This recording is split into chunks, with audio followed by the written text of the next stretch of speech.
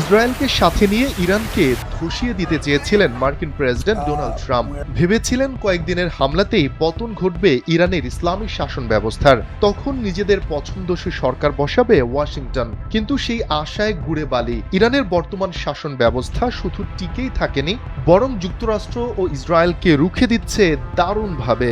হামলা পাল্টা হামলায় তটস্থ রাখছে তেল আবিব ওয়াশিংটনকে, আর পেছন থেকে মিত্র ইরানকে গোপনে সহায়তা করে আসছে এশিয়া ও ইউরোপের দুই পরাশক্তি চীন ও রাশিয়া।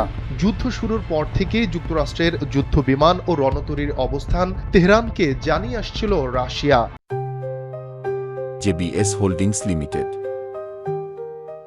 এবার মিত্র ইরানের পাশে সহায়তা নিয়ে দাঁড়ানোর ঘোষণা দিল আরেক পরাশক্তি চীন। স্থানীয় সময় শুক্রবার ইরানের পাশে থাকার এই ঘোষণা দেন চীনের পররাষ্ট্র মন্ত্রণালয়ের মুখপাত্র গুও জিয়াকুন। 中方坚决反对美国向中国台湾地区出售武器的立场是一贯的。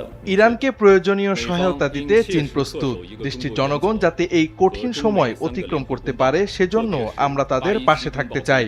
সে সঙ্গে আমরা বেসামরিক মানুষ এবং স্থাপনায় নির্বিচারে হামলার নিন্দাও জানাচ্ছি।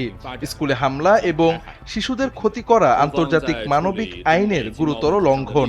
এটি মৌলিক মানবিকতার সীমাও লঙ্ঘন করে। ইরানের হরমোজগান প্রদেশের সাজারে তাইয়েবে প্রাথমিক বিদ্যালয়ে নিহত শিক্ষার্থীদের পরিবারের প্রতি আমরা গভীর শোক প্রকাশ করছি।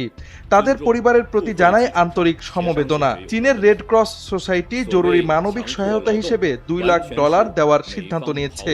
এই অর্থ ইরানের রেড ক্রিসেন্ট সোসাইটির মাধ্যমে নিহত শিক্ষার্থীদের অভিভাবকদের প্রতি সমবেদনা ও ক্ষতিপূরণ সহায়তা হিসেবে দেওয়া হচ্ছে।